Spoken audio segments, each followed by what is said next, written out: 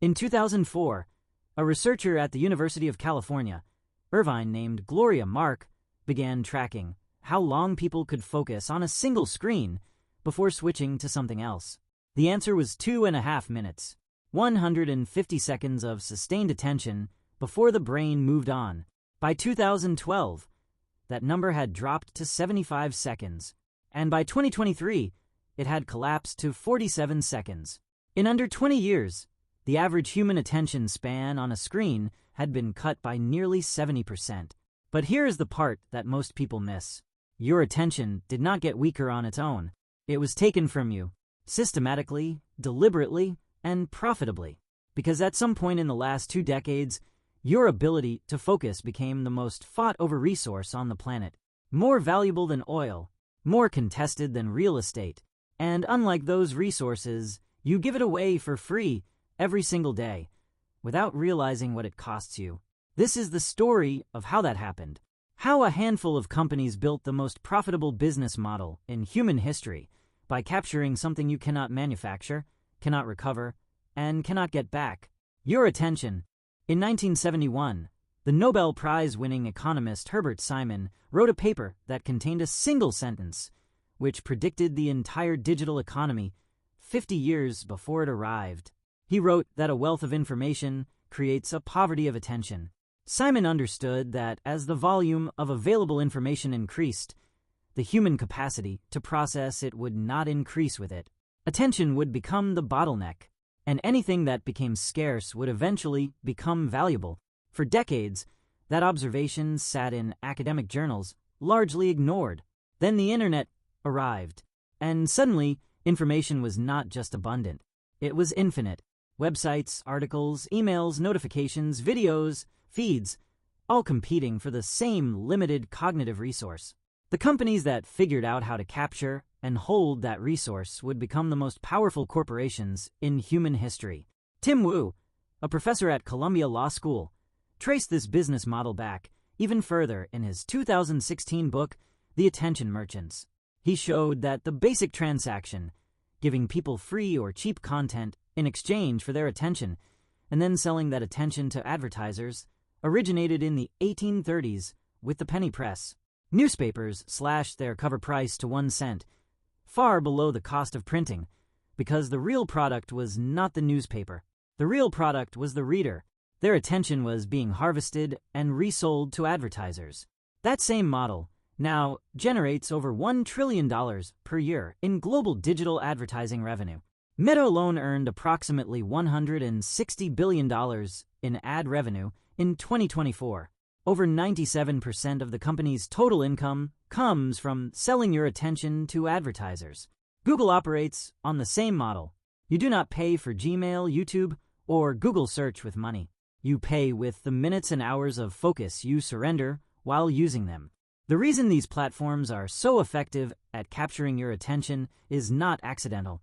It is engineered, and the engineering is based on one of the most well-documented principles in behavioral psychology. In the 1950s, psychologist B.F. Skinner conducted a series of experiments at Harvard University on reinforcement schedules.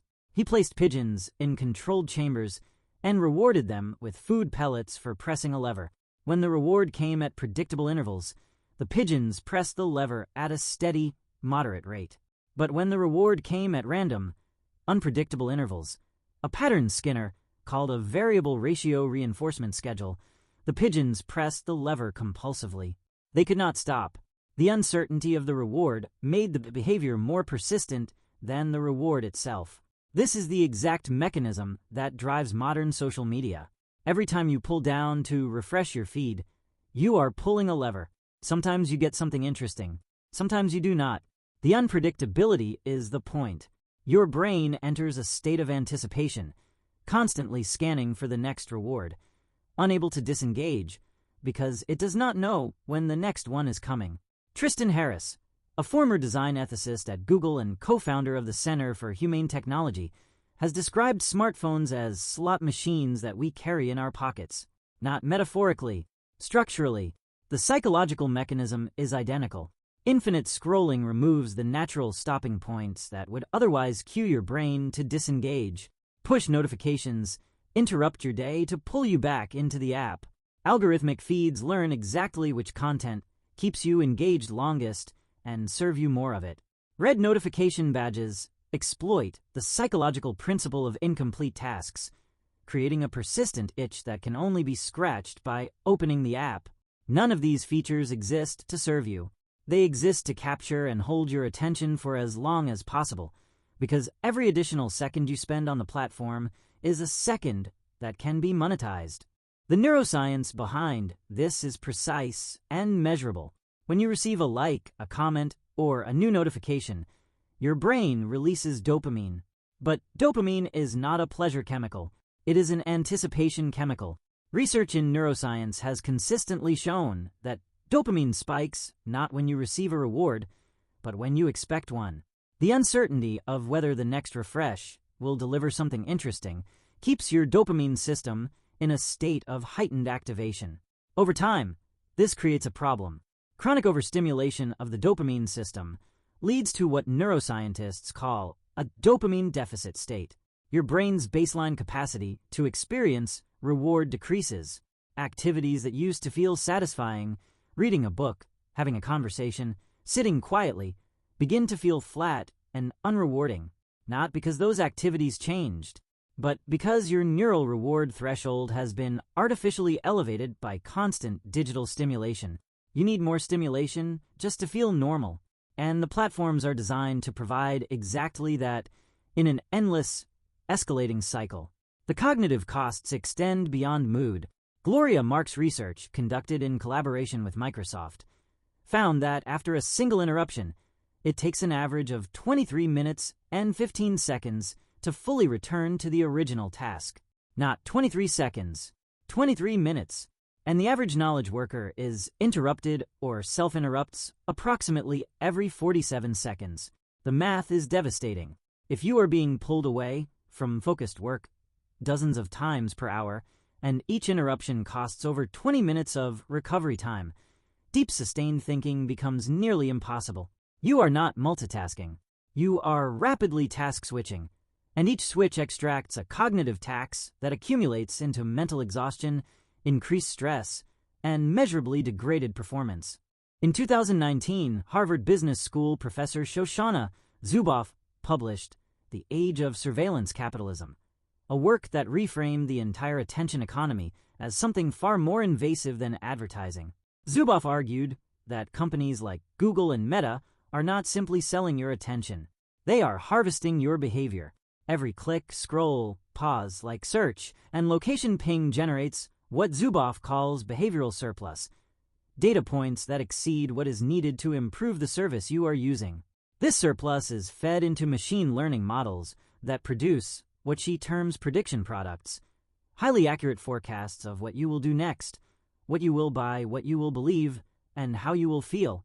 These prediction products are then sold in what Zuboff calls behavioral futures markets to advertisers and other parties willing to pay for the ability to anticipate and influence human behavior. The critical insight is this: the product is not the ad. The product is the prediction. And the more data the system collects about your behavior, the more accurate the prediction becomes, and the more valuable it is. This creates a relentless incentive to keep you on the platform longer, to extract more behavioral data, to refine the prediction engine further. Your attention is not the end goal. It is the pipeline through which your behavior is extracted, modeled, and sold.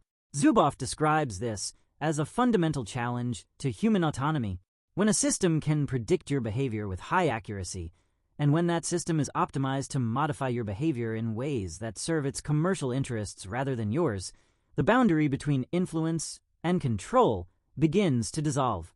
If the attention economy is a system designed to extract your focus for profit, the question becomes whether you can opt out. The honest answer is that you cannot fully opt out of a system that is embedded in the infrastructure of modern life. But you can become a more expensive target. The first step is what Gloria Mark calls meta-awareness, the practice of consciously noticing what you are doing while you are doing it. Most attention capture happens on autopilot. You pick up your phone without deciding to. You open an app without a specific purpose. You scroll without knowing how long you have been scrolling. Meta-awareness interrupts the autopilot. It inserts a moment of conscious choice between the impulse and the action. The second step is removing the triggers. Turn off non-essential notifications. Move social media apps off your home screen. Use grayscale mode to reduce the visual salience of your phone's interface. These are not gimmicks. They are countermeasures against a system that has been specifically designed to bypass your conscious decision-making. The third step is protecting blocks of uninterrupted time. Gloria Mark's research demonstrates that focused work requires sustained stretches without interruption. Even a single break in concentration can cost over 20 minutes of cognitive recovery. Treating your focus time as non-negotiable, the way you would treat a meeting or an appointment, is not a productivity hack. It is a defense against a system that profits from your inability to concentrate. And the final step is understanding what is actually at stake. The attention economy does not just cost you time. It costs you the ability to think deeply, to make deliberate decisions, and to direct your own life according to your own priorities rather than the priorities of an algorithm optimized for engagement. Herbert Simon was right in 1971. Attention is the scarce resource, and in a world where trillion-dollar industries are built on capturing it, the ability to control where yours goes is not a minor advantage. It is the foundation of cognitive freedom.